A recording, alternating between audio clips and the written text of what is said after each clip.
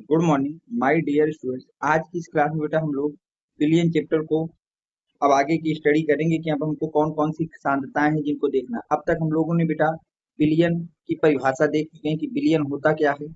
फिर हमने आपको बिलियन के प्रकार पढ़ाए कि बिलियन के कितने प्रकार के होते हैं। इसके बाद मैंने आपको पढ़ाया बेटा सांद्रता की बात हम लोग कर रहे थे। किसकी बात कर रहे थे बेटा? सांद्रता की। तो सांद्रता में अब तक हमने बेटा भार प्रतिशतता, द्रव्यमान प्रतिशतता,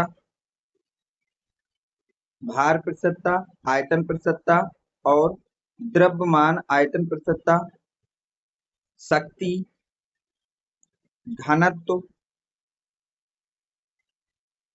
और मोलरता की बात हम कर चुके हैं। अब तक हम लोगों ने बेटा इतनी सारी सांद्रताएं हमने पढ़ ली हैं कि भार प्रतिशतता कैसे सवालों में ज्ञात की जाती है, आयतन प्रतिशतता कैसे ज्ञात करते हैं, द्रव्यमान आयतन प्रतिशतता क्या होती है, इसके सवाल कैसे सॉल्व करते हैं, शक्ति क्या है, घनत्व क्या है, मोलरता क्या है, इन सब की हमने स्टडी की। अब आज की क्लास में बेटा हम लोगों को पढ़ना है नॉर्मलता को।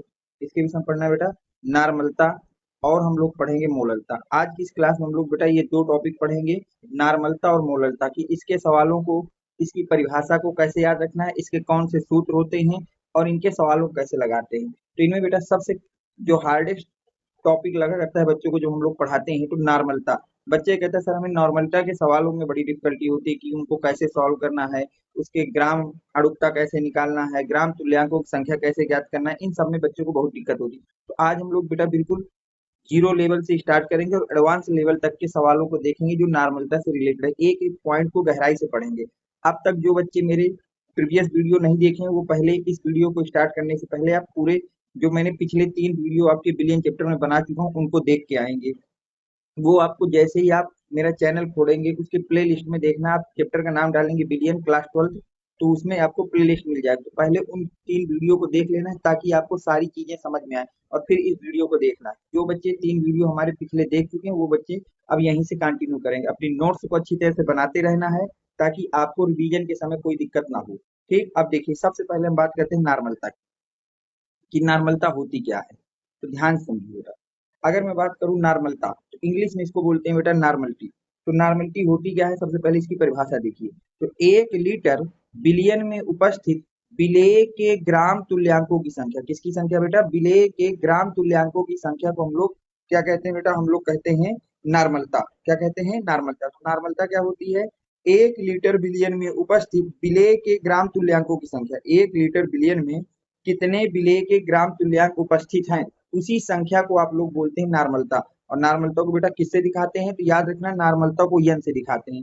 नॉर्मलता को हम लोग किससे दिखाते हैं? यन से दिखाते हैं। तो अगर मैं नॉर्मलता के सूत्र की बात करूं बेटा, तो सूत्र आपके सामने बन जाएगा विलेय के ग्राम तुल्यांकों की संख्या डिवाइड बाई बिलियन का आयतन लीटर में। ठीक है, तो नॉर्मलता क्या होती है? 1 लीटर बिलियन में उपस्थित विलेय के ग्राम तुल्यांकों की संख्या को नॉर्मलता कहते हैं। नॉर्मलता को कैपिटल एन से प्रदर्शित करते हैं। सूत्र क्या है बेटा? विलेय के ग्राम तुल्यांकों की संख्या डिवाइड बाई बिलियन का आयतन लीटर में। ये आपका पहला सूत्र है नॉर्मलता के लिए। अब देखिए नॉर्मलता निकालना है तो इसका देखिए सिंपल फार्मूला।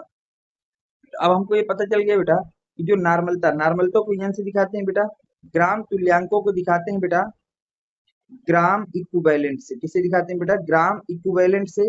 और आयतन लीटर में यानी कि बी इन लीटर। ये आपका शार्ट फार्मूला हो गया बेटा नॉर्मलता का। नॉर्मलता का शार्ट में फार्मूला ये हो गया।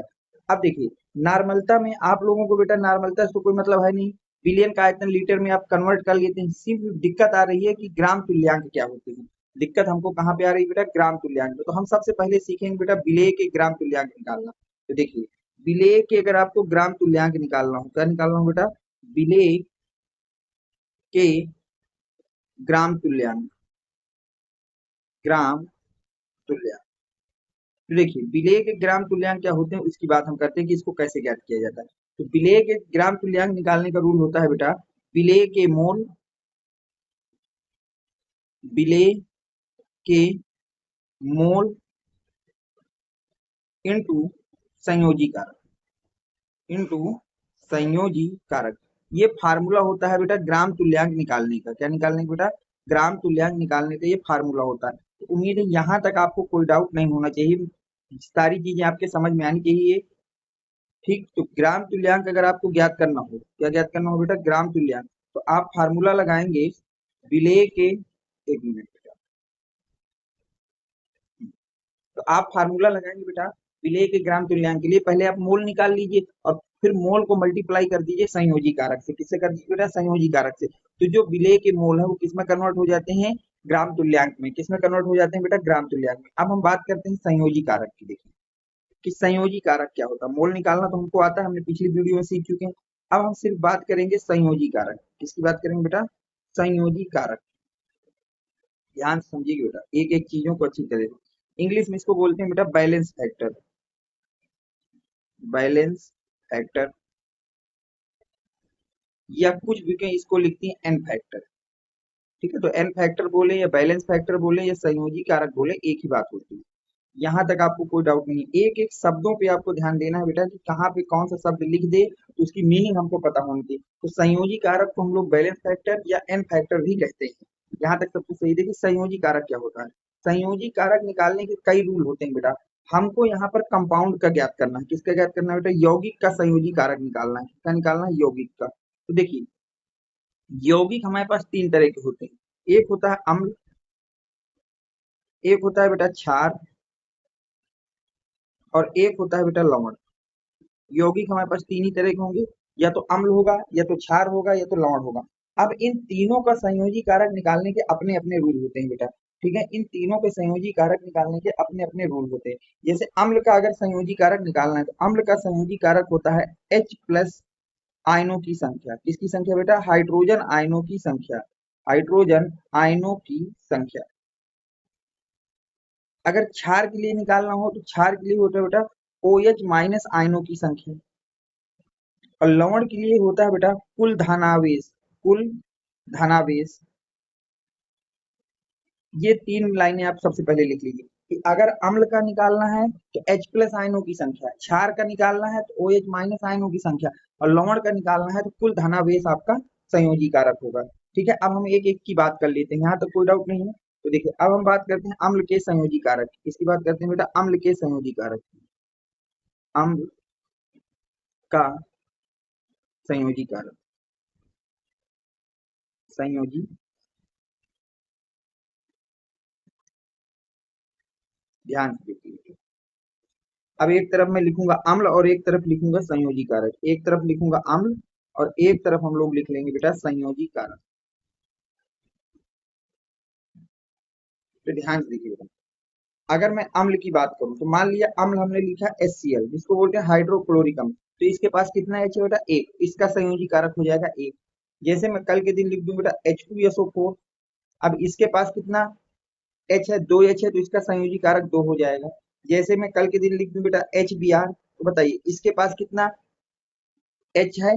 एक H है, तो इसका संयोजी कारक 1 हो जाएगा। जैसे मैं कल के दिन लिख दूं H2C2O4 डॉट 2H2, इसे बेटा ऑक्जेलिक अम्ल बोलते हैं। जिनको नहीं पता वो नाम लिख लेंगे H2CO4 डॉट 2H2O को बोलते हैं ऑक्जेलिक अम्ल। अब इसके पास कितनी H? हमेशा याद रखना संयोजी कारक में जल की H नहीं गिनना है। किसके नहीं गिनना बेटा? जल की H नहीं गिनना। तो मैं लिख दे रहा हूँ संयोजी कारक में जल के H ना गिने। ठीक है, इनको नहीं गिनना। अब ध्यान देखिए, तो अब जल के एच तो गिनना नहीं, तो अब कितने एच बचे बेटा? दो। तो इसका संयोजी कारक हो गया दो। तो उम्मीद है कि अम्ल का संयोजी कारक कैसे निकालना है समझ में आ गया। अम्ल जो भी हो उसके पास जितने यच होंगे वही उसका संयोजी कारक होगा। यहाँ तक आपको कोई डाउट नहीं होना चाहिए। अब देखिए यहाँ पर तीन आपके अपवाद हैं। जो अपवाद हैं जो इस रूल से बाहर जाते हैं वो तीन आपको यौगिक हैं जो याद रखना है। कितने बेटा? तीन। ठीक है, उनमें से पहला है H3PO2, दूसरा है बेटा H3PO3, और तीसरा है बेटा H3PO4। तीनों के नाम आपको पता होना चाहिए। तो इसको बोलते हैं बेटा हाइपोफास्फोरस अम्ल। इसको क्या बोलते हैं बेटा? हाइपोफास्फोरस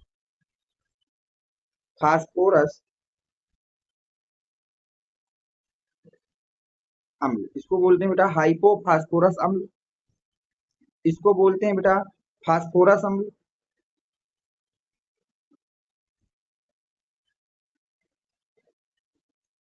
और इसको बोलते हैं बेटा फास्फोरिक अम्ल।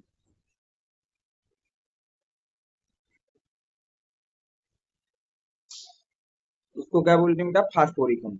अब देखिए, तो हाइपोफास्फोरस अम्ल का संयोजी कारक होता है एक, फास्फोरस अम्ल का होता है दो, और फास्फोरिक अम्ल का होता है तीन। ये 3 अपवाद याद रखना है कि यहाँ पर H की संख्या से हमारा कोई मतलब नहीं होता है। हाइपोफास्फोरस अम्ल, फास्फोरस अम्ल और फास्फोरिक अम्ल, इन 3 को बस याद रखना है कि इनके जो आपके संयोजी कारक होता है वो ये होते हैं। यहाँ तक हो गया। अब हम बात करते हैं बेटा क्षार की। अब मैं तुमसे बात कर रहा हूँ बेटा किसकी? क्षार। क्षार का संयोजी कारक, क्षार का संयोजी कारक, ध्यान से देखते चलिए। अब हम बात कर रहे हैं बेटा क्षार के संयोजी कारक। तो क्षार के लिए एक तरफ हम लिखेंगे बेटा क्षार और एक तरफ लिख लेंगे संयोजी कारक। एक तरफ हम लोग लिख लेंगे क्षार और एक तरफ लिख लेंगे संयोजी कारक। तो एक तरफ मैंने लिख दिया क्षार और एक तरफ हम लोग लिख लेंगे संयोजी कारक। एक तरफ क्या लिख देंगे बेटा? संयोजी कारक, संयोजी कारक। अब देखिए, जैसे मैं कल के दिन लिख दूं सोडियम हाइड्रोक्साइड, तो इसके पास कितना OH है? एक OH है, तो संयोजी कारक एक हो जाएगा। कल के दिन लिख दूं मैं कैल्शियम हाइड्रोक्साइड, तो इसके पास कितने OH है? 2 OH है, तो संयोजी कारक 2 हो जाएगा। कल के दिन मैं लिख दूं बेटा जिंक हाइड्रोक्साइड, तो इसके पास कितने OH है बेटा? 2 OH है, तो 2 हो जाएगा। कल के दिन लिख दूं एल्युमिनियम हाइड्रोक्साइड, तो इसके पास कितने OH है? 3, तो इसका संयोजी कारक 3 हो जाएगा। तो क्षार के केस में आपको याद रखना है जितने OH होते हैं, जितने क्या होते हैं बेटा? OH, वही उसका संयोजी कारक होता है। वही उसका क्या होता है बेटा? संयोजी कारक होता है। क्षार की बात खत्म हो गई, यहाँ तक कोई आपको दिक्कत नहीं होगी, इसका कोई अपवाद नहीं है। ठीक है, अब हम बात करते हैं लवण की बेटा। किसकी बात करते हैं बेटा? लवण की। कि लवण का संयोजी कारक आप कैसे ज्ञात करेंगे? ठीक, तो हेडिंग डालिए बेटा लवण का संयोजी कारक। सब कुछ अच्छी तरह से फेयर में लिखते रहिए और रिवीजन करते रहिए बेटा, तो आपको सारी चीजें आसान लगेंगी और हर एक चीज आपके समझ में आएगी। बस जिस सिस्टम से मैं पढ़ा रहा हूँ बेटा लाइन बाय लाइन, इसी तरह आपको याद भी करना है लाइन बाय लाइन। ये नहीं कि रैंडमली आकर के कोई वीडियो देख लिया, कहीं से भी पढ़ना स्टार्ट कर दिया, तो आपको केमिस्ट्री बिल्कुल भी समझ में नहीं आएगी। ये विशेष याद रखना, जिस तरह से मैं आपको सीक्वेंस से पढ़ा रहा हूँ इसी तरह से आपको नोट्स बनाना और इसी तरह से आगे स्टडी भी करना है आपको। ठीक है, अब हम बात करते हैं बेटा लवण का संयोजी कारक। लवण का संयोजी कारक,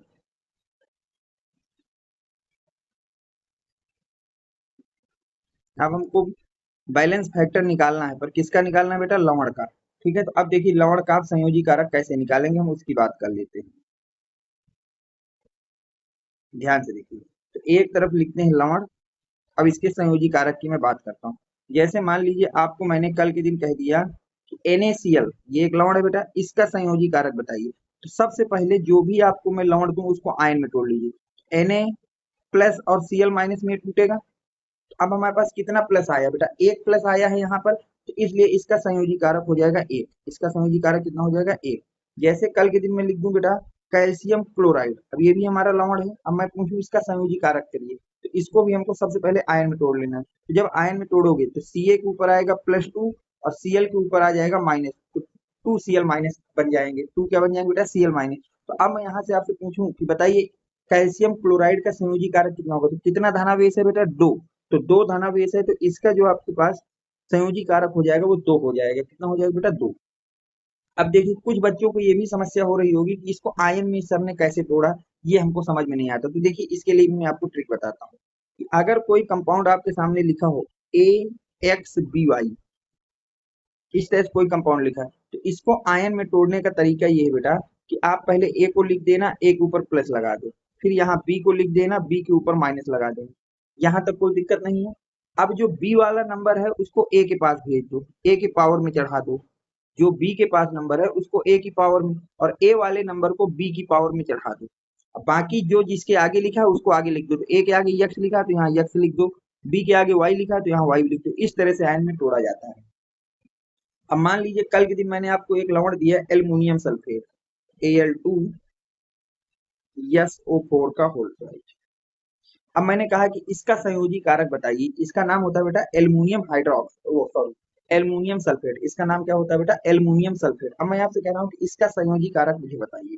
तो देखिए इसका संयोजी कारक आप कैसे निकालेंगे? इसको जब आयन में तोड़ेंगे Al के ऊपर आ जाएगा +3 चार्ज और 3 बनेंगे SO4 और SO4 के ऊपर -2 चार्ज आ जाएगा।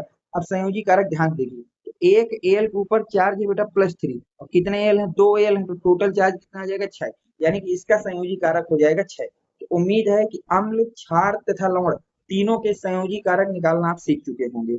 अब हम बात करते हैं अपने बेटा फार्मूलों में। यहाँ तक आपको कोई दिक्कत नहीं है?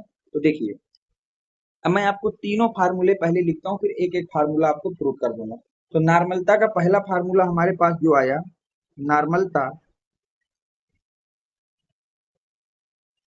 बराबर, वो फार्मूला आया बेटा विलेय के ग्राम तुल्यांकों की संख्या, विलेय के ग्राम तुल्यांकों की संख्या डिवाइड बाई बिलियन का आयतन लीटर में, बिलियन का आयतन लीटर में। ये हमारा बेटा पहला फार्मूला होता है नॉर्मलता का, जिसको आपको याद कर लेना है कि नॉर्मलता का फार्मूला क्या होता है। तो फार्मूला होता है बेटा विलेय के ग्राम तुल्यांकों की संख्या डिवाइड बाई बिलियन का आयतन लीटर में, डिवाइड बाई बिलियन का आयतन लीटर में। ठीक, यहाँ तक आपको कोई दिक्कत मेरे हिसाब से नहीं आना चाहिए। मोस्ट इंपॉर्टेंट फार्मूला है, इसको आप बिल्कुल रट लीजिए। ग्राम तुल्यांक कैसे निकलते हैं मैंने अभी आपको समझा दिए हैं कि आपको कुछ नहीं करना है। अब मान लीजिए ये पहला फार्मूला हो गया। अब हम आते हैं बेटा दूसरे फार्मूले पे। तो दूसरा फार्मूला आपका हो जाएगा बेटा नॉर्मलता बराबर, अब देखो हमको ये पता है कि जो ग्राम तुल्यांक होते हैं वो किसके बराबर होते हैं, मोल इंटू संयोजी कारक। तो हम विलेय के ग्राम तुल्यांकों की जगह क्या लिख सकते हैं, विलेय के ग्राम तुल्यांक की जगह मैं लिख सकता हूँ बेटा विलेय के मोल, विलेय के मोल इंटू विलेय का संयोजी कारक। भाई विलेय अम्ल है, क्षार है, लवण है, इसके ऊपर निर्भर करेगा उसका संयोजी कारक। तो विलेय का संयोजी कारक, विलेय का संयोजी कारक, और इसको डिवाइड कर दूंगा किससे बेटा, बिलियन का आयतन लीटर में, बिलियन का आयतन, बिलियन का आयतन लीटर में, किसमें बेटा, लीटर में। तो ये हमारे पास आ गया बेटा दूसरा फार्मूला हमारे पास किसका है बेटा, ये फार्मूला नॉर्मलता का। किसका फार्मूला बेटा, नॉर्मलता का। एक फार्मूला तो हो गया ग्राम तुल्यांकों के बेस पे, और दूसरा फार्मूला आपके आ गया किसके बेस पे बेटा, मोल के बेस पे। तो अभी तक हमने केवल नॉर्मलता के दो फार्मूले देखे हैं। कितने फार्मूले देखे हैं बेटा, दो फार्मूले देखे हैं। पहला फार्मूला हमने देखा है कि नॉर्मलता किसके बराबर होती है बेटा, विलेय के ग्राम तुल्यांकों की संख्या बटे बिलियन का आयतन लीटर में, बटे बिलियन का आयतन लीटर में। ये पहला फार्मूला हो गया। दूसरा फार्मूला हमने देखा बेटा कि नॉर्मलता किसके बराबर होती है, विलेय के मोल इंटू विलेय का संयोजी कारक डिवाइड बाई बिलियन का आयतन लीटर में। और इस बात को मैं यहीं नीचे लिख भी देता हूं आपके लिए कि जो ग्राम तुल्यांक होते हैं बेटा, क्या होते हैं, ग्राम तुल्यांक,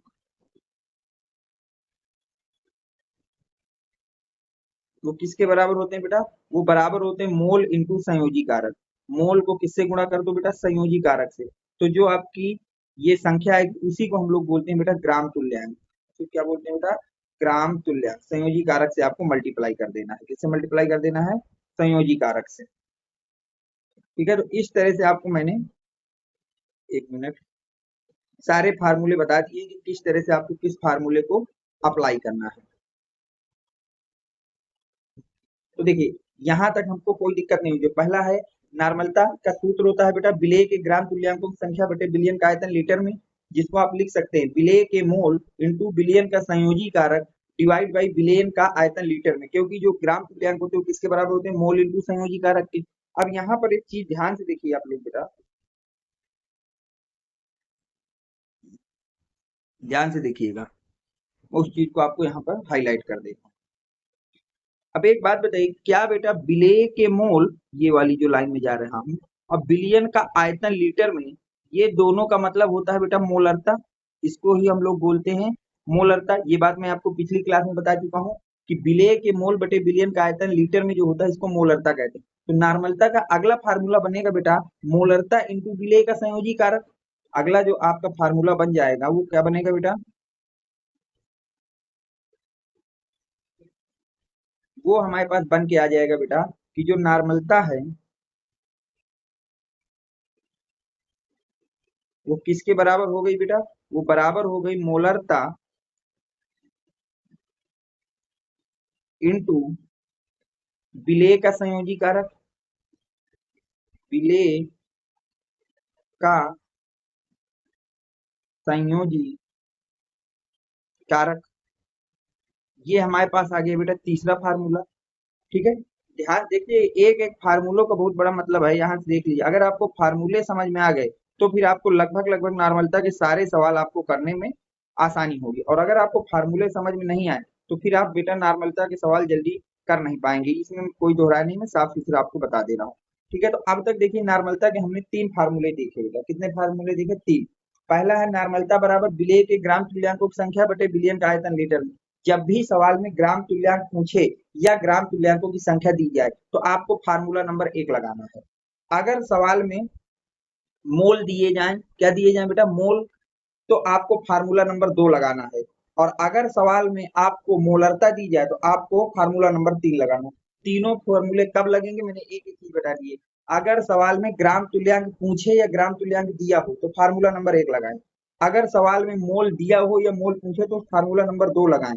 और अगर सवाल में मोलरता दी गई हो या मोलरता पूछे नॉर्मलता से तो आपको फार्मूला नंबर 3 अप्लाई कर देना है। यहाँ तक आपको कोई दिक्कत नहीं होना चाहिए, सही यहाँ तक। अब देखिए इसके आगे की कुछ चीजों को।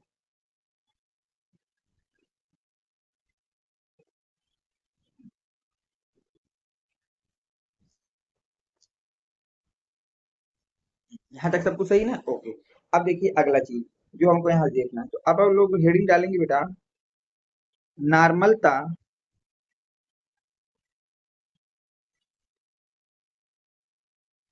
नॉर्मलता तथा मोलरता में संबंध, मोलरता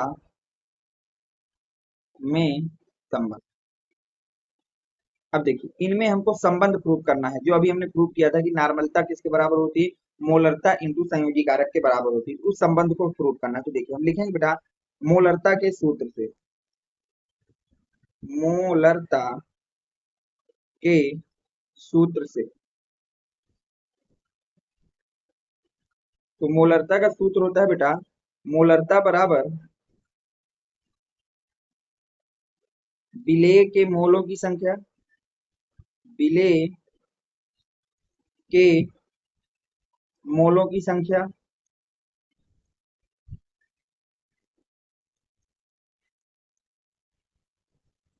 बटे विलयन का आयतन लीटर में, विलयन का आयतन लीटर में। ये फार्मूला होता है बेटा हमारे पास किसका? मोलरता का। किसका फार्मूला है बेटा? मोलरता का। तो इसको हम नाम दे देंगे समीकरण नंबर 1। ठीक है, तो यहाँ पर हमने मोलरता का सूत्र लिख दिया कि मोलरता का सूत्र होता है विलेय के मोलों की संख्या बटे विलयन का आयतन लीटर में। अब हम लिखेंगे बेटा नॉर्मलता के सूत्र से। हमें दोनों में संबंध लिखना है, तो दोनों के सूत्र पहले लिखे। अब आप लिखेंगे बेटा नॉर्मलता के सूत्र से। जब आप नॉर्मलता का सूत्र लिखेंगे तो वहां पे लिखेंगे बेटा नॉर्मलता बराबर,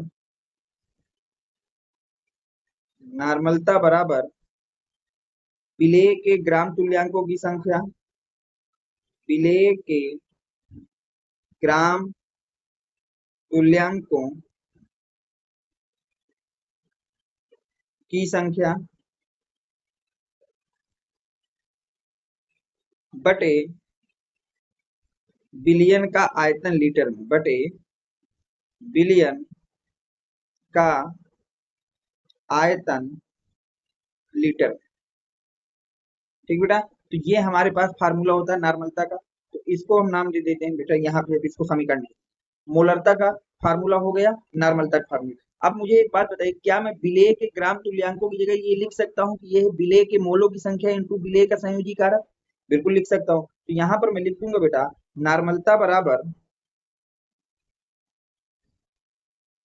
विलेय के मोलों की संख्या, विलेय के मोलों की संख्या, मोलों की संख्या इंटू विलेय का संयोजी कारक, इंटू विलेय का संयोजी कारक,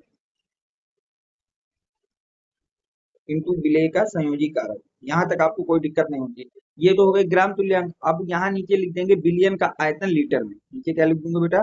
बिलियन का आयतन लीटर में।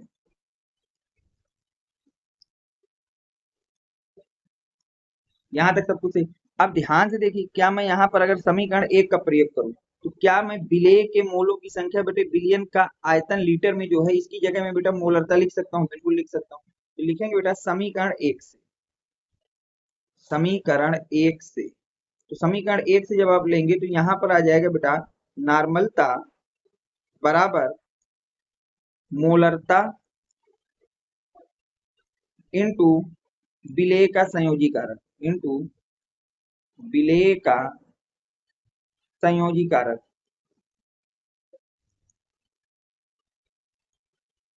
ये हमारे पास बेटा फार्मूला आ गया। ये हमारे पास क्या आ गया बेटा? फार्मूला। यहाँ तक आपको कोई डाउट मेरे हिसाब से तो नहीं होना चाहिए।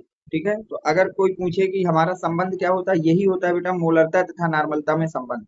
मोलरता तथा नॉर्मलता में क्या होता है बेटा? संबंध।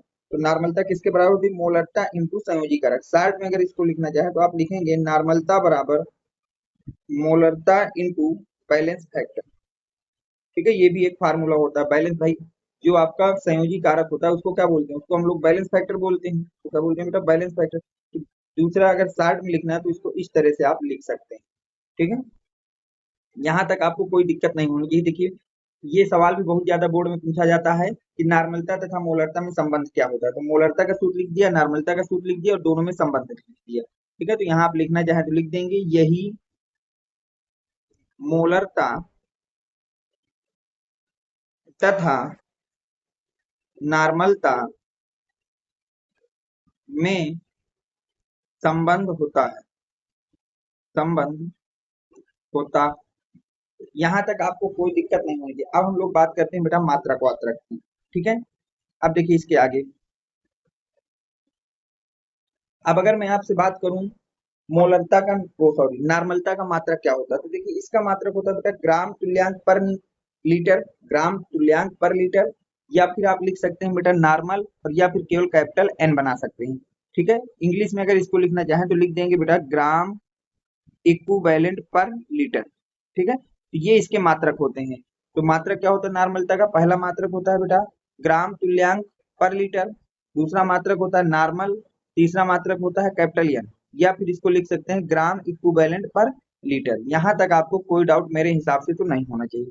अब हम बात करते हैं बेटा नॉर्मलता, नॉर्मल की, कि नॉर्मल बिलियन क्या होता है। अब हमको बात करना है कि नॉर्मल बिलियन क्या होता है। देखिए, यदि किसी बिलियन के 1 लीटर में, यदि किसी बिलियन के किसमें बेटा 1 लीटर में विलेय के 1 ग्राम तुल्यांक उपस्थित हो, विलेय कितना हो बेटा? 1 ग्राम तुल्यांक विलेय उपस्थित हो, तो ऐसे बिलियन को नॉर्मल बिलियन कहते हैं। ऐसे बिलियन को क्या कहते हैं बेटा? नॉर्मल बिलियन कहते हैं। तो इसको भी याद कर लेना बेटा, ये भी इंपॉर्टेंट है। कई बार पूछता है कि नॉर्मल बिलियन किसे कहते हैं। तो नॉर्मल बिलियन क्या है? यदि किसी बिलियन के 1 लीटर में विलेय का 1 ग्राम तुल्यांक उपस्थित हो, तो ऐसे बिलियनों को नॉर्मल बिलियन कहा जाता है। ठीक है, अब हम इसको प्रूव कर लेते हैं। तो हम लिखेंगे बेटा नॉर्मलता के सूत्र से, नॉर्मलता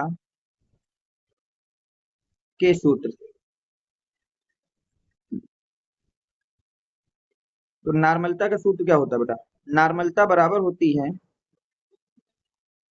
विलेय के ग्राम तुल्यांकों की संख्या, विलेय के ग्राम तुल्यांकों की संख्या, विलेय के ग्राम तुल्यांकों की संख्या डिवाइड बाई बिलियन का आयतन लीटर में, बिलियन का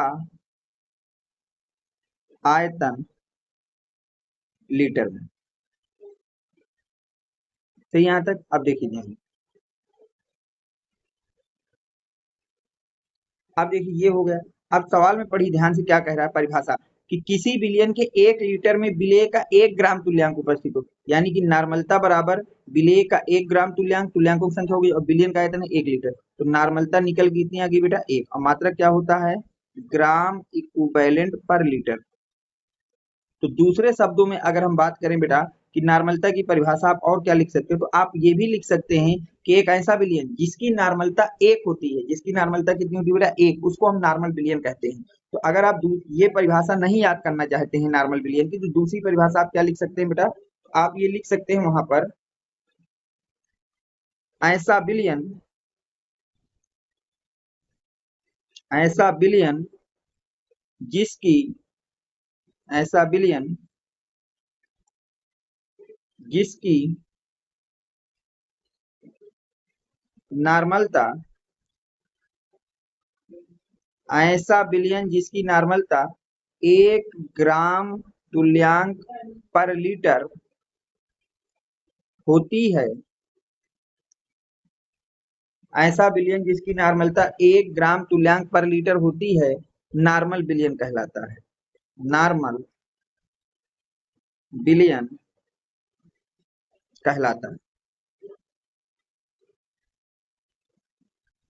ठीक है बेटा, तो नॉर्मल बिलियन क्या होता है, एक ऐसा बिलियन जिसकी नॉर्मलता 1 ग्राम तुल्यांक पर लीटर होती है, उसे नॉर्मल बिलियन कहते हैं। तो आप चाहें तो ये वाली परिभाषा याद कर लेना, और ये नहीं याद करना तो आप इसको याद कर सकते हैं। तो मैंने आपको यहाँ पर प्रूव कर दिया कि नॉर्मल बिलियन क्या होता है और किस तरह से उसको आपको परिभाषित करना है। अब हम आते हैं बेटा नेक्स्ट टॉपिक पे। अब देखिए, जब आप बेटा न्यूमेरिकल सॉल्व कर रहे होंगे तो वहां पर क्या होगा, कुछ शब्दावलियों का प्रयोग करता है।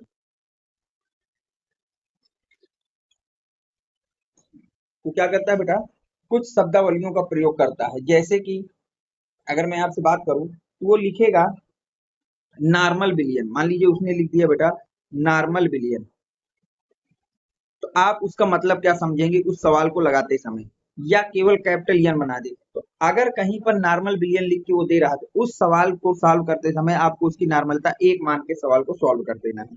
इसी तरह से अगर कहीं पर लिख रहा है वो semi normal billion, semi normal billion, अगर वो कहीं पर लिख रहा है बेटा सेमी नॉर्मल बिलियन, या कहीं बना रहा है n/2, तो ऐसे सवालों की आपको नॉर्मलता 1/2 ले लेनी है और सवाल को सॉल्व कर देना है। इसी तरह से अगर उसने कहीं लिखा decinormal billion, decinormal billion, या कहीं पर लिखा हो n/10, तो ऐसे सवालों की नॉर्मलता 1/10 लेके आपको सवाल को सॉल्व कर देना है। अगर वो कहीं पर लिख रहा है बेटा सेंटी नॉर्मल बिलियन, क्या लिख रहा है बेटा सेंटी नॉर्मल बिलियन, अगर वो कहीं पर लिख रहा है, या वो बना रहा है n/100, या तो लिख दे सेंटी नॉर्मल बिलियन या बना दे n/100, तो ऐसे सवालों की नॉर्मलता 1/100 लेकर के आपको सवाल को सॉल्व कर देना है। इसी तरह से अगर वो कहीं पर लिख दे बेटा मिली नॉर्मल बिलियन, मिली नॉर्मल बिलियन, अगर वो इस शब्द का कहीं पर प्रयोग कर रहा है मिली नॉर्मल बिलियन, या कहीं पर बना दे n/1000, n/1000, तो ऐसे सवालों की नॉर्मलता 1/1000 लेकर के आपको सवाल सॉल्व कर देना है। 1/1000 लेकर के सवाल को क्या कर देना बेटा, सॉल्व कर देना है।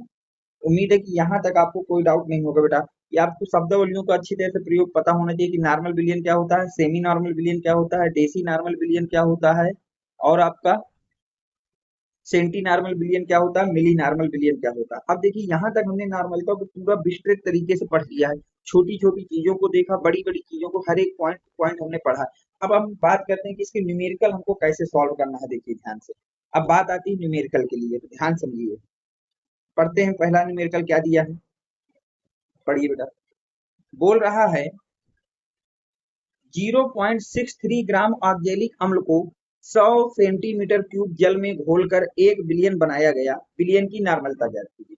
फिर से देखिए सवाल है, मैंने आपको सवाल सॉल्व करने का क्या तरीका सिखाया, आपको सबसे पहले जो जो सवाल में दिया उसको लिख लेना है। तो अगर हम बात करें दिया है कि सवाल में दिया क्या क्या गया है, तो ध्यान से देखिए, सवाल में दिया गया है 0.63 ग्राम ऑक्जेलिक अम्ल, तो हमको दिया है ऑक्जेलिक अम्ल का द्रव्यमान, ऑक्जेलिक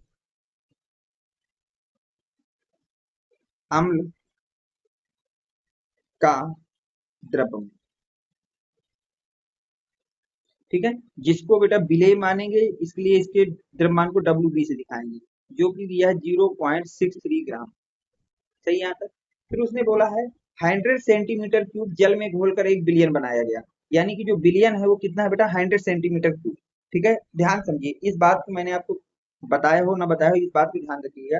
जो विलायक होता है बेटा, क्या होता है विलायक, अगर इसमें कोई विलेय घोला जा रहा है, क्या घोला जा रहा है बेटा विलेय, और वो विलेय ठोस है। वो विलेय कैसा है बेटा? ठोस। तो विलायक का जो आयतन होगा, जो किसका आयतन होगा बेटा? विलायक का जो आयतन होगा वो हमेशा बराबर होगा लगभग विलयन के आयतन के। यानी कि विलायक के आयतन को विलयन का आयतन मान के आप सवाल सॉल्व कर देंगे। इस बात को ध्यान रखिएगा, ये बहुत इंपॉर्टेंट लाइन है। अगर आपको ये लाइन नहीं पता तो अच्छे अच्छे सवाल ऐसे हैं जो में विलायक का आयतन दिया जाता है और बच्चा सिर्फ इसलिए उस सवाल को छोड़ आता है क्योंकि उसको ये नहीं पता चल पाता कि विलयन का आयतन हम कैसे ज्ञात करें। तो अगर किसी विलायक में विलेय ठोस विलेय मिला रहे हैं, आप कैसा विलेय मिला रहे हैं बेटा? ठोस विलेय। तो उस विलायक विलयन का जो आयतन होगा वो विलायक के आयतन के बराबर होगा। जैसे इसी सवाल में देखिए, उसने बोला 100 सेंटीमीटर क्यूब जल में घोल कर, यानी कि जल का आयतन दिया है। जल क्या होता है? विलायक। लेकिन इसे विलायक ना मान करके इसे हम विलयन का ही आयतन मानेंगे। तो मैं यहाँ लिखूंगा बेटा विलयन का आयतन, क्योंकि कल के दिन कोई बच्चा कमेंट में लिख सकता है कि सर जल को तो आपने पहले वीडियो में बताया था कि जल हमेशा विलायक होता है, इस सवाल में विलायक का आयतन दिया है, आपने उसको विलयन क्यों किया? तो विलयन इसलिए किया क्योंकि मैं यहाँ पे ठोस घोल रहा हूँ और ठोस को घोलने पर विलायक का आयतन विलयन के बराबर होता है। तो लिखूंगा बेटा विलयन का आयतन। विलयन का आयतन किससे दिखाते हैं बेटा? बीएस से। तो बीएस आ जाएगा आपके पास 100 सेंटीमीटर क्यूब। यहाँ तक कोई दिक्कत नहीं है, ये तो चीजें हमको दी गई हैं। अगर मैं बात करूं ज्ञात क्या करना है, ज्ञात करना, तो हमको ज्ञात क्या करना है बेटा? ज्ञात करना है विलयन की नॉर्मलता। हमको ज्ञात क्या करना है बेटा? विलयन की नॉर्मलता। विलयन की नॉर्मल, यानी कि कैपिटल एन ज्ञात करना। तो ज्ञात जो ज्ञात करना उसी का सूत्र लगा देंगे। तो लिखेंगे नॉर्मलता के सूत्र से, नॉर्मलता के सूत्र से। ठीक है, अब ध्यान से देखिए नॉर्मलता का सूत्र क्या होता है बेटा आपका? अगर मैं बात करूं नॉर्मलता के सूत्र की, तो नॉर्मलता का सूत्र होता है, नॉर्मलता बराबर होता है बेटा विलेय के मोल, विलेय के मोल इंटू विलेय का संयोजी कारक, विलेय का संयोजी कारक डिवाइड बाई विलयन का आयतन लीटर में, विलयन का आयतन लीटर। ठीक है, इसको मान लेते हैं समीकरण नंबर 1। तो देखिए अगर नॉर्मलता मुझे ज्ञात करनी, सबसे पहले तो मुझे विलेय के मोल पता होने चाहिए। क्या पता होना चाहिए बेटा? विलेय के मोल। और साथ ही साथ मुझको पता होना चाहिए विलेय का संयोजी कारक और विलयन का आयतन। तो अब देखिए यहाँ से सबसे पहले मैं निकालता हूँ विलेय के मोल, फिर विलेय का संयोजी कारक और विलयन का आयतन हमको पता ही है, रख के सारी चीजें सॉल्व कर लेंगे। तो हम लिखेंगे बेटा विलेय के मोल। किसके मोल बेटा? विलेय के मोल। ध्यान समझिए कि सवाल कैसे सॉल्व हो रहा है। विलेय के मोल, तो विलेय है ऑक्जेलिक अम्ल। तो लिखूंगा बेटा ऑक्जेलिक अम्ल का द्रव्यमान, मैंने आपको पहले बताया है कि जिसका भी आपको मोल निकालना उसका द्रव्यमान बेटे उसका अणुभार मोल का सूत्र होता है। तो ऑक्जेलिक अम्ल का सूत्र ये होता है बेटा। तो ऑक्जेलिक अम्ल का द्रव्यमान, वो भी किसमें बेटा? ग्राम में। और मोल के लिए द्रव्यमान को हमेशा उसी के अणुभार से भाग दे देते हैं। तो यहाँ लिख दूंगा ऑक्जेलिक अम्ल का अणुभार, का अणुभार, वो भी किसमें बेटा? ग्राम पर मोल, ग्राम पर मोल में ये मात्रक होता है। अब देखिए यहाँ पे हम सारी चीजें रखेंगे बेटा। तो देखिए ऑक्जेलिक अम्ल का द्रव्यमान, तो ऑक्जेलिक अम्ल का द्रव्यमान कितना दिया गया? 0.63। तो मैं यहाँ लिख दूंगा बेटा 0.63। और इसका अणुभार मैंने आपको याद करने के लिए बताया था, उसको डायरेक्ट याद कर लीजिए। 126 होता है। कितना होता है बेटा? 126। तो जब इसको आप डिवाइड कर देंगे बेटा तो यह आ जाएगा 0.01 डिवाइड बाई 2। ठीक, तो यहाँ से विलेय के मोल आ जाएंगे, वो आपके पास आ जाएंगे 0.005। कितना आ जाएगा बेटा? 0.005। तो उम्मीद है कि मोल तक आपको कोई दिक्कत नहीं होनी चाहिए। मोल निकल आए। अब हम बात करते हैं बेटा किसकी? अब हमें चाहिए संयोजी कारक। तो देखिए ऑक्जेलिक अम्ल का संयोजी कारक चाहिए। किसका चाहिए बेटा? ऑक्जेलिक अम्ल का। तो लिखेंगे H2C2O4 डॉट 2H2O, ये होता है बेटा ऑक्जेलिक अम्ल का संयोजी कारक, का संयोजी कारक। तो संयोजी कारक क्या होता है? अम्ल है, तो अम्ल का संयोजी कारक हो जाएगा, एच की संख्या कितने एच है? 2 एच है, तो इसका संयोजी कारक हो जाएगा 2। और हमको क्या चाहिए, देखिए विलेय के मोल चाहिए था, पता कर लिया। विलेय का संयोजी कारक चाहिए था, उसको पता कर लिया। अब चाहिए विलयन का आयतन लीटर में, लेकिन इसमें किस में दिया है बेटा, सेंटीमीटर क्यूब में। तो ध्यान से देखिए, अब मैं लिखूंगा विलयन का आयतन लीटर में। विलयन का आयतन लीटर में चाहिए, इसमें चाहिए बेटा लीटर में। तो हमको दिया गया है, कितना दिया गया है सवाल में, 100 सेंटीमीटर क्यूब। देखिए पहली चीज आप याद रखिए बेटा, कि जो सेंटीमीटर क्यूब होता है, या जो सीसी होता है, या जो एमएल होता है, ये तीनों एक ही यूनिट होती हैं। तीनों का एक ही मतलब है कि जो सेंटीमीटर क्यूब वही सीसी है, वही एमएल है। और अगर ये एमएल है तो एमएल को लीटर में बदलना हो तो याद रखना, एमएल हमेशा बराबर होता है लीटर बाई थाउजेंड के। किसके बराबर होता है बेटा, लीटर बाई थाउजेंड के। तो इस सूत्र को मैं, मुझको पता चल गया कि सेंटीमीटर क्यूब किसके बराबर है, एमएल के। और एमएल लीटर में कैसे बदलता है, एमएल को लीटर में बदलना है तो वहां लिख दीजिए लीटर बटे थाउजेंड। तो दो जीरो कट जाएंगे। तो हमारे पास आयतन जो आ गया बेटा, बिलियन का आयतन जिसको वीएल बताते हैं, वो आ गया 1/10 लीटर। यहां तक आपको कोई डाउट नहीं होना चाहिए मेरे हिसाब से। अब देखिए सारी चीजें आपको पता चल गई, सभी मान को उठा के समीकरण नंबर 1 में लिखें। तो लिखेंगे सभी मान समीकरण 1 में रखने पर, तो नॉर्मलता बराबर आपके पास आ जाएगा, विलेय के मोल, मोल आए थे 0.005 इंटू संयोजी कारक तो 2, आयतन लीटर में तो 1/10, तो 10 जाएगा बेटा ऊपर। तो आपके पास नॉर्मलता आ जाएगी, जब आप 0.005 में 2 का मल्टीप्लाई कर देंगे तो आ जाएगा 0.1 इंटू 10, और जब 10 का मल्टीप्लाई कर देंगे तो नॉर्मलता आ जाएगी 0.1। और मात्रक क्या होता है, ग्राम इक्विवेलेंट पर लीटर। तो इस तरह से आपका देखिए सवाल मैंने सॉल्व किया। बिल्कुल इजी तरीका है बेटा सवालों को सॉल्व करने का। एक बार इसको मैं दोबारा आपको पूरा समझा देता हूँ। देखिए जो भी आपको सवाल दिए थे, सबसे पहले मैंने उसमें पढ़ा, जो जानकारी दी गई थी वो जानकारी लिख ली, फिर जो हमको ज्ञात करना था उसको लिख दिया, उसका सूत्र लगा दिया। अब सूत्र में मुझे पता चल गया कि सवाल का मोल चाहिए, संयोजी कारक चाहिए और आयतन लीटर में चाहिए। तो पहले मैंने मोल निकाल लिया, फिर संयोजी कारक निकाल लिया, फिर आयतन को लीटर में कन्वर्ट कर दिया, फिर तीनों चीजों को मैंने यहाँ पर अप्लाई कर दिया, सूत्र में रख दिया, हमारा आंसर आ गया। ठीक है, जो भी आंसर आया उसको शब्दों में लिख देंगे। तो हम लिखेंगे, यहाँ पे लिख दे रहा हूँ, आता है बिलियन की नॉर्मलता, बिलियन की नॉर्मलता 0.1 ग्राम इक्विवेलेंट पर लीटर होगी। देखिए कितना आसान सवाल था नॉर्मलता की। लोग इसको हवा बनाए रहते हैं कि बड़ा कठिन सवाल होता है यार नॉर्मलता का। नॉर्मलता का आप सवाल थोड़ा स्टेप बाई स्टेप करिए, अभी आप फास्ट भी करेंगे, पेन उठाते ही आपके सवाल सॉल्व हो जाएंगे, लेकिन आज पहले दिन से आप इतने परफेक्ट नहीं होंगे ना, आपको स्टेप बाई स्टेप ही धीरे धीरे बढ़ना पड़ेगा। धीरे धीरे प्रैक्टिस कर लेंगे तो आपको जब प्रैक्टिस हो जाएगी तो इन्हीं चीजों को आप रफ्तार में कर लेंगे। सबसे पहले चीजों को सीखा जाता है। आप गलती क्या करते हैं कि आप रफ्तार में परेशान होते हैं कि सवाल को कितना जल्दी सॉल्व कर दें। जल्दी तब की जाती है जब कोई चीज हमको आ रही हो। तो पहले हम सवाल सीखेंगे, फिर जब सवाल सीख जाएंगे तो हम अपना टाइम उसमें रिड्यूस करेंगे कि इसको और जल्दी कैसे करें। ठीक है, अब देखते हैं बेटा नेक्स्ट क्वेश्चन देखिए क्या कह रहा है, इसको पढ़िए। 250 centimetre cube semi normal H2SO4 billion में H2SO4 की मात्रा की गणना कीजिए। देखिए फिर से बहुत अच्छा सवाल। सबसे पहले बात करते हैं दिया क्या क्या गया है, दिया है। ठीक, थोड़ा सा पेन पतला चल रहा है, इसको थोड़ा मोटा कर लेते हैं।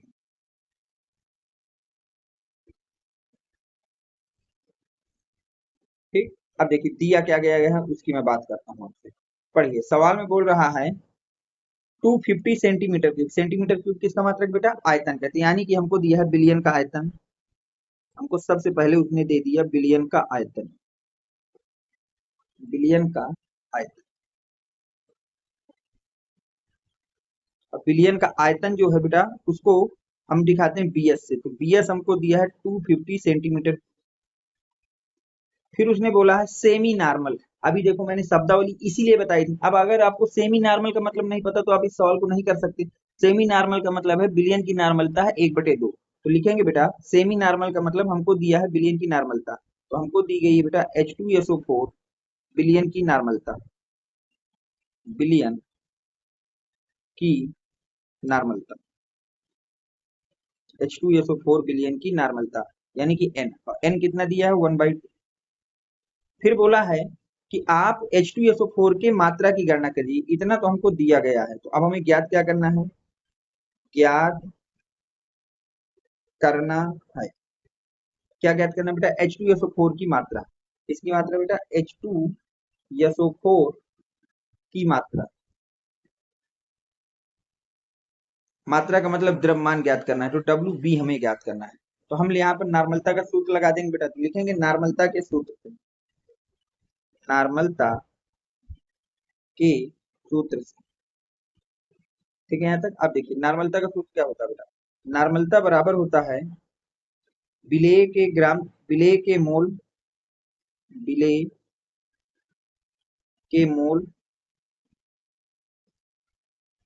इनटू विलेय का संयोजी कारक, विलेय का संयोजी कारक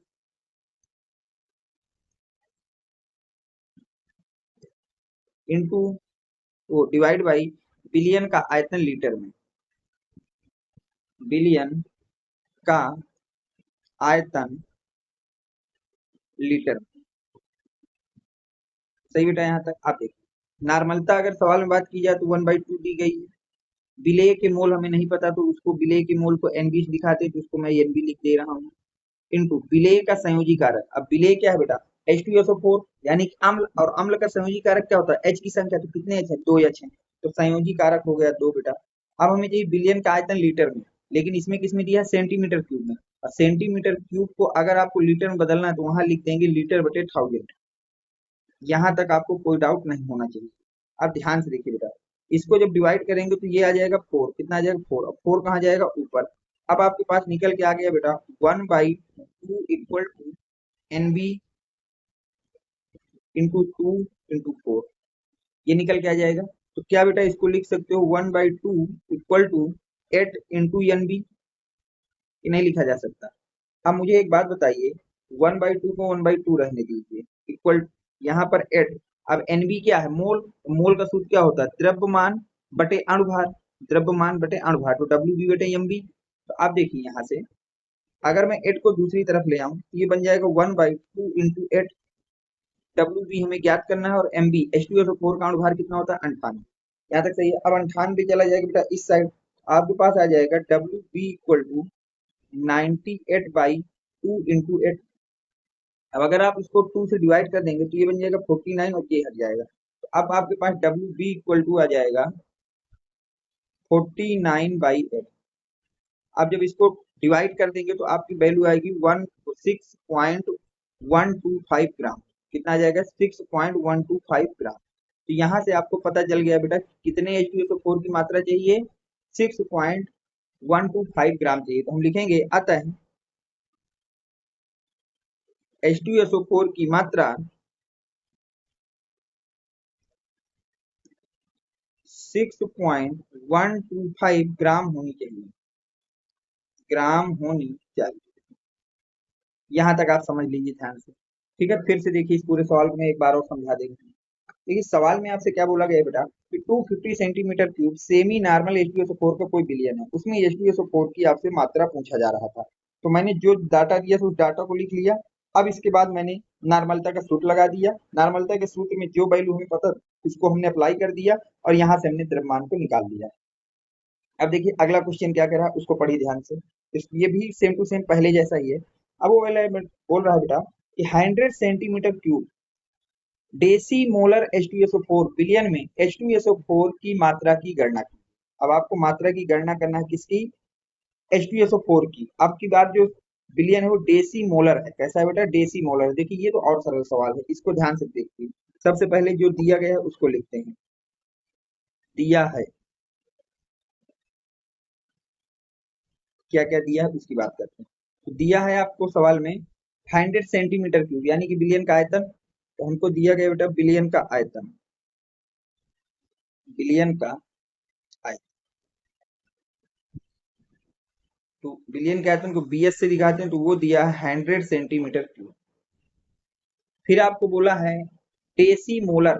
डेसी मोलर किसकी? मोलरता। और डेसी मतलब 1/10। तो आपको दी गई है बिलियन की मोलरता, आपको दी गई है बेटा बिलियन की मोलरता। मोलरता दी गई है जिसको हम बोलते हैं डेसी मोलर। तो मोलरता का सूत्र, मोलरता कितनी दी गई है? 1/10। यहाँ तक कोई डाउट नहीं है। अब आपको क्या ज्ञात करना है बेटा, H2SO4 की मात्रा ज्ञात करना है। तो ज्ञात करना है, ज्ञात करना है, क्या ज्ञात करना है बेटा, H2SO4 की मात्रा, H2SO4 की मात्रा, ठीक है। अब H2SO4 की मात्रा का मतलब WB आपको ज्ञात करना है। तो अब सवाल में हमको मोलरता दी गई, अब हम यहाँ पर किसका सूत्र खोलेंगे बेटा, मोलरता का सूत्र खोलेंगे। तो लिखेंगे मोलरता के सूत्र से। मैं इस तरह से बीच बीच में दूसरे सवाल इसलिए लिख देता हूँ कि आपको ये समझ में आए कि हमेशा सवाल नॉर्मल तक नहीं आएगा, मोलरता का भी ऐसा सवाल बन सकता है। तो आप कैसे समझेंगे कब मोलरता का सवाल है कब नॉर्मल तक सवाल है, इसलिए मैं बीच बीच में दूसरी कंसंट्रेशन के सवाल भी लगाता रहता हूँ। तो मोलरता के सूत्र से, मोलरता के सूत्र से ध्यान से देखिए बेटा, मोलरता का सूत्र क्या होता है, मोलरता का सूत्र होता है मोलरता बराबर विलेय के मोल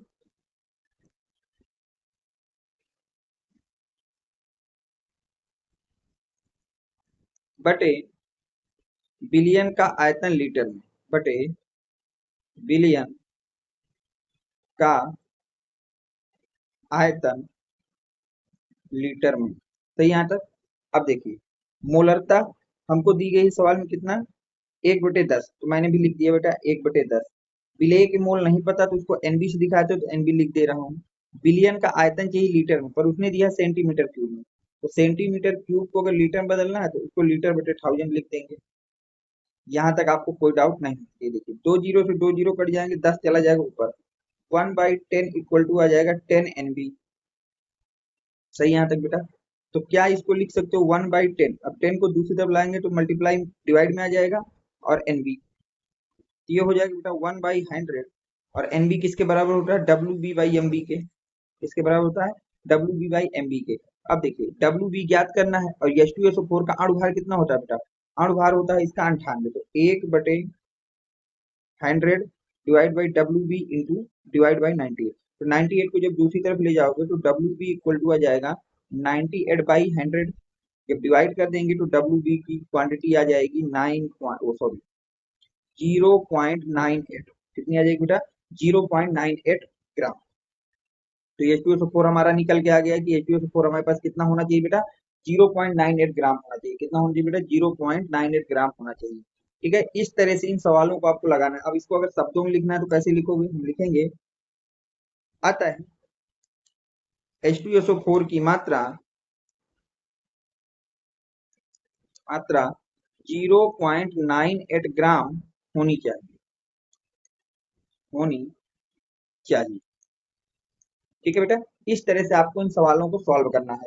उम्मीद है कि ये सवाल आपके समझ में आ रहे होंगे। अब हम बात करते हैं नेक्स्ट क्वेश्चन की। देखिए अगला क्वेश्चन क्या कह रहा है। अब देखिए बेटा अगला क्वेश्चन आपसे क्या कह रहा है, एक 15% H2SO4 विलयन की मोलरता एवं मोललता ज्ञात कीजिए।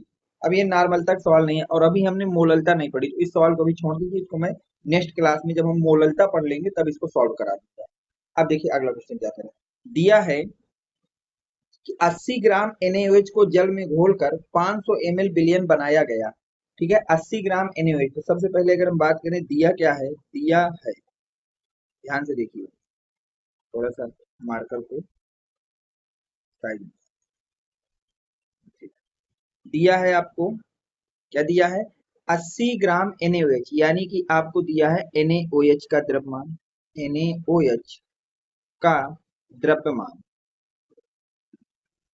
ये हमको दिया गया है NaOH का द्रव्यमान। अब ये विलेय होगा और विलेय के द्रव्यमान किससे दिखाते हैं बेटा, WB से। तो WB तो हमको दिया है 80 ग्राम। यहाँ तक आपको कोई डाउट मेरे हिसाब से तो नहीं होना चाहिए। ठीक, अब आगे पढ़ी, क्या बोलो, जल में घोलकर 500 ml विलयन बनाया गया, यानी कि आपको दिया है बेटा विलयन का आयतन, विलयन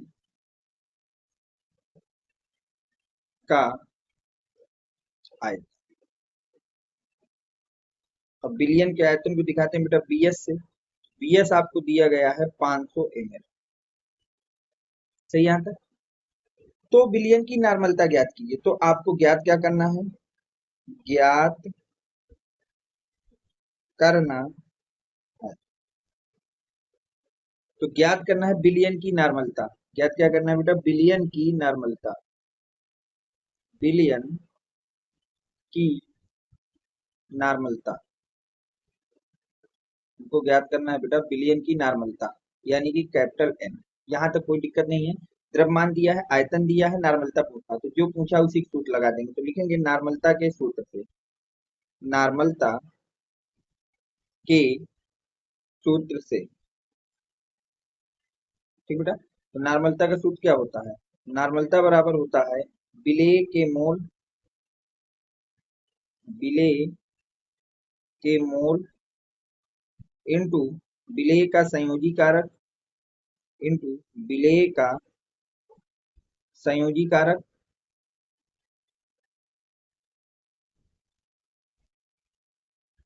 इनटू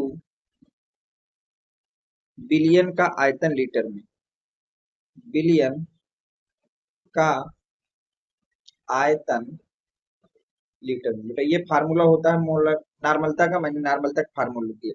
अब ध्यान देखिए, तो नॉर्मलता हमको ज्ञात करनी है, विलेय के मोल हमको नहीं पता, तो मोल का सूत्र होता है, मोल को एनबी दिखाते, एनबी लिख दिया, इनटू संयोजी कारक।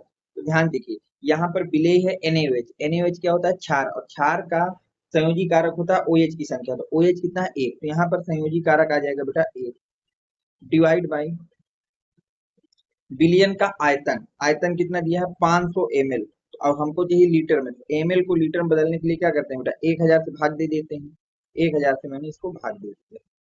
अब यहाँ से बेटा इसको जब डिवाइड करोगे तो ये आ जाएगा 2, तो 2 जाएगा ऊपर, तो हमारे पास नॉर्मलता इक्वल टू आ जाएगी 2 इंटू एनबी, सही है। तो हमारे पास आ जाएगा नॉर्मलता इक्वल टू 2 इंटू विलेय के मोल का सूत्र क्या होता है? विलेय का द्रव्यमान बटे विलेय का अणुभार, ये सूत्र होता है बेटा। नॉर्मलता इक्वल टू 2 अपनी जगह, विलेय का द्रव्यमान कितना दिया गया है? द्रव्यमान दिया गया है आपको 80 ग्राम, तो यहाँ पे लिख दिया 80, और विलेय क्या है? NaOH, तो NaOH का अणुभार होता है 40, ये हमको याद होना चाहिए बेटा। तो n इक्वल टू कितना हो जाएगा?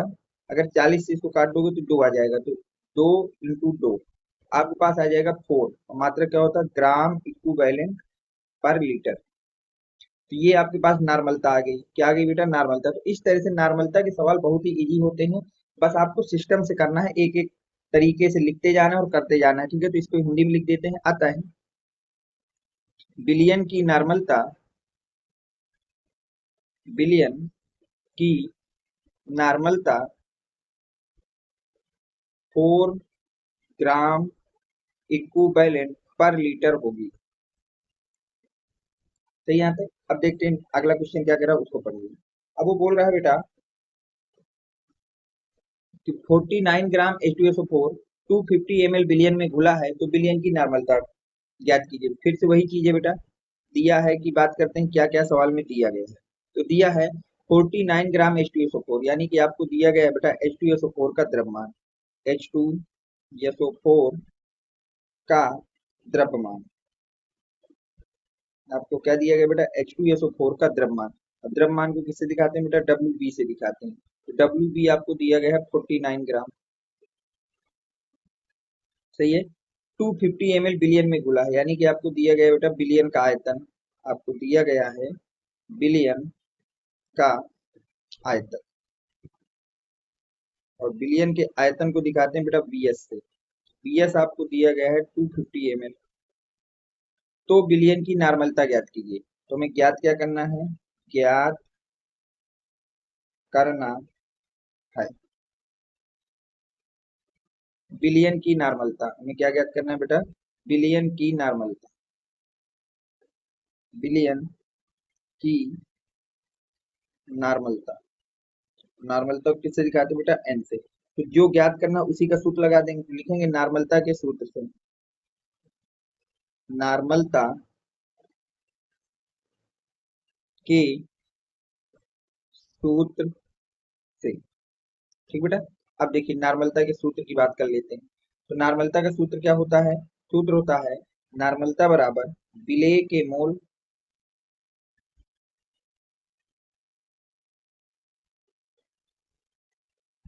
इनटू विलेय का संयोजी कारक, विलेय का संयोजी कारक इनटू, तो डिवाइड में बिलियन का आयतन लीटर में, बिलियन का आयतन लीटर। ठीक बेटा। अब यहाँ पे हम लोग वैल्यू रख देते हैं। नॉर्मलता हमको फाइंड करनी है। विलेय के मोल को हम एनबी से दिखाते हैं। संयोजी कारक, संयोजी कारक H2SO4 अम्ल है, तो अम्ल के लिए H की संख्या तो 2H है। बिलियन का आयतन चाहिए लीटर में, लेकिन वो दिया है 250 ml। ml को लीटर में बदलने के लिए क्या करते हैं बेटा, 1000 से डिवाइड कर देते हैं। तो जब इसको काटेंगे बेटा तो ये आ जाएगा 1/4, और 4 कहाँ जाएगा बेटा, ऊपर। आज बार नॉर्मलता इक्वल टू हो जाएगा NB इंटू 2 इंटू 4, ये आ जाएगा बेटा। अब इसके आगे देखिए, तो नॉर्मलता इक्वल टू हो जाएगा 8 NB। तो नॉर्मलता इक्वल टू 8 अपनी जगह रहेगा बेटा। मोल का सूत्र क्या होता है, द्रव्यमान बटे अणुभार, WB बटे MB। वैल्यू रख दीजिए बेटा, N इक्वल टू 8 अपनी जगह है, WB, तो WB कितना है बेटा, 49। WB हमको दिया गया 49।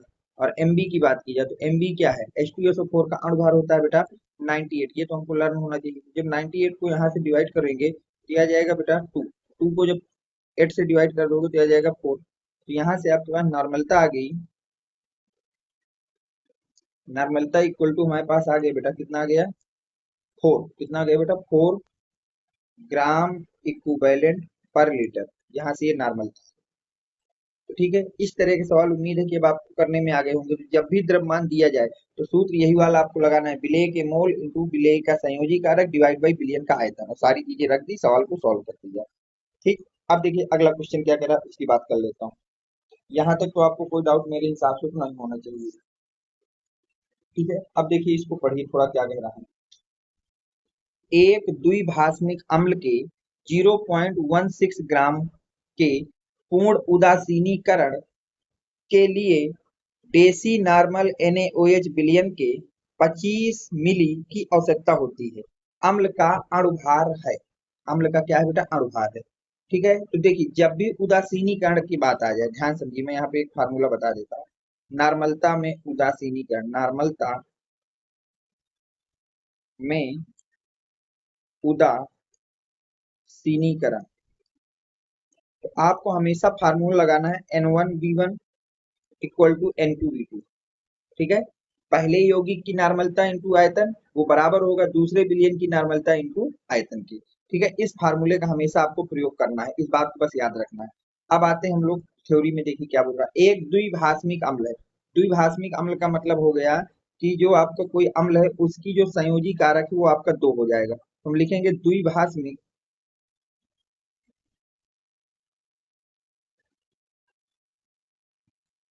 अम्ल का द्रव्यमान, क्योंकि दिया है ना 0.16 ग्राम, अम्ल का द्रव्यमान, तो इसको WB मान लेते हैं। तो WB हमको दिया है 0.16 ग्राम का पूर्ण उदासीनी के लिए डेसी नॉर्मल, यानी कि NaOH बिलियन की नॉर्मलता दी गई है, NaOH बिलियन की नॉर्मलता। ठीक है, इसको बिलियन नंबर 2 मान लो, तो नॉर्मलता N2 आपको दी गई है, डेसी नॉर्मल यानी कि 1/10। बिलियन के 25 मिली की आवश्यकता होती है, यानी कि NaOH के बिलियन का आयतन दिया गया है, NaOH बिलियन का आयतन। ठीक है, इसको B2 मान लो, तो B2 आपको दिया गया है 25 मिली ml। यहाँ तक सब कुछ सही है। अब आपसे पूछ रहा है अम्ल का अणुभार बता दीजिए, तो यानी कि आपसे पूछ रहा है द्विभाषमिक, द्विभाषमिक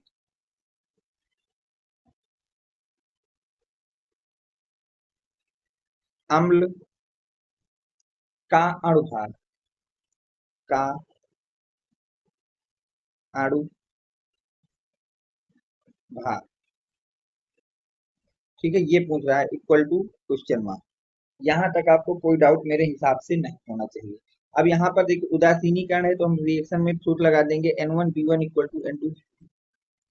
यहाँ तक आपको कोई डाउट मेरे हिसाब से नहीं होना चाहिए। ठीक है, तो N2 हमने किसको माना है बेटा, N2 माना है हमने NaOH की बिलियन को, तो N2 कितना है 1/10 और आयतन है 25 ml। तो यहाँ पे लिख देंगे 1/10 और आयतन को 25 ml में है, तो 25 लिख देंगे। अब N1V1 की बात आ गई, किसकी आ गई बेटा, N1V1 की बात आ गई कि कितना होगा। तो ध्यान से देखिए यहाँ पर,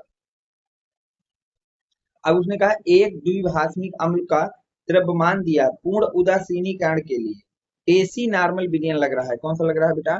डेसी नॉर्मल विलयन। तो अब यहाँ पर हमने मान लिया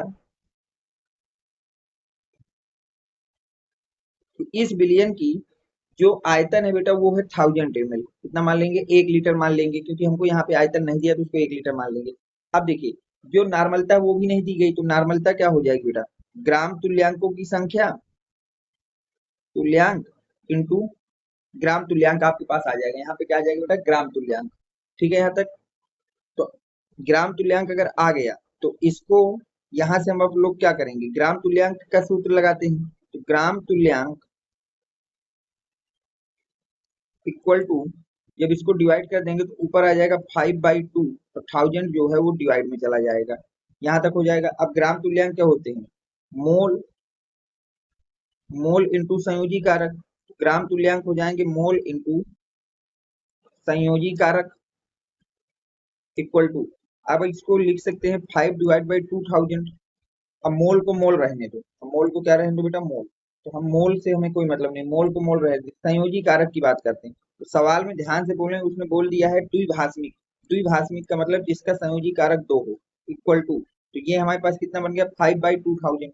ये बन गया बेटा 5/2000। तो मोल को मोल रहने देते हैं, इक्वल टू 2 आएगा तो यहाँ डिवाइड में 5/4000 हो जाएगा। मोल क्या होता है? WB/MB, यही होता है बेटा मोल।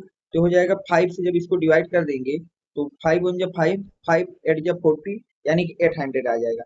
अब क्वेश्चन में WB की अगर बात करें तो WB कितना दिया? 0.16 ग्राम। तो यहाँ पे हम लोग लिख देंगे बेटा WB की जगह 0.16 ग्राम, और MB हमको फाइंड करना है, इक्वल टू 1/800। 800 को इधर लाएंगे तो MB बराबर हो जाएगा 0.16 इंटू 800। तो 2 जीरो से डेसिमल खत्म हो जाएगा तो आ जाएगा 16 इंटू 8।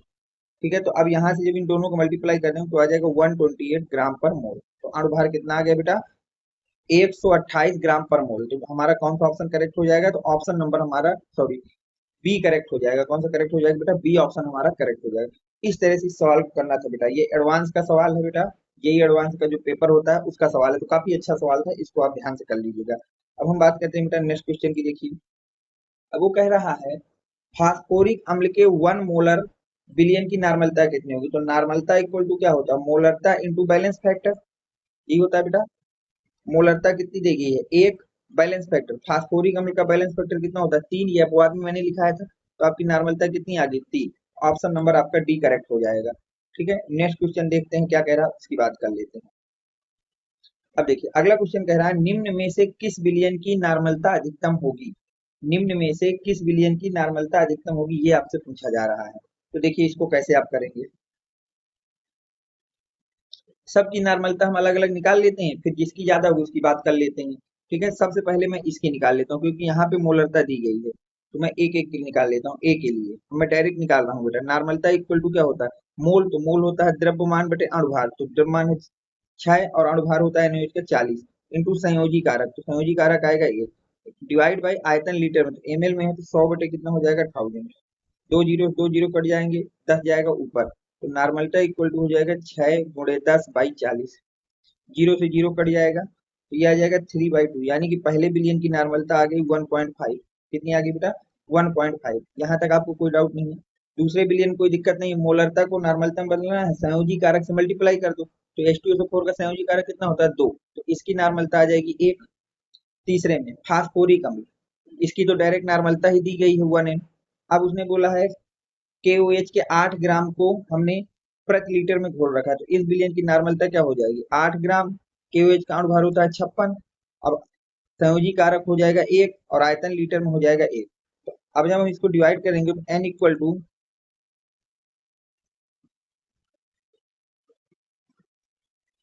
तो 1/7 आ जाएगा। तो यानी कि इसकी नॉर्मलता आ गई 1/7। तो बताइए इनमें से सबसे अधिकतम नॉर्मलता किसकी आई बेटा? ए नंबर की आई।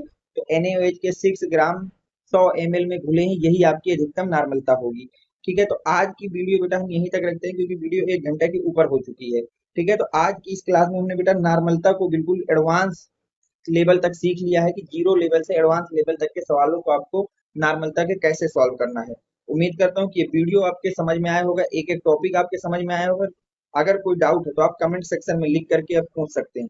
तो जो भी बच्चे अभी तक हमारे टेलीग्राम चैनल से नहीं जुड़े, उन बच्चों को इसी वीडियो की डिस्क्रिप्शन में टेलीग्राम की लिंक मिल जाएगी, वहां से जाकर के टेलीग्राम में ज्वाइन हो सकते हैं। ठीक, नेक्स्ट वीडियो में हम लोग बेटा बात करेंगे मोललता की। किसकी बात करेंगे बेटा?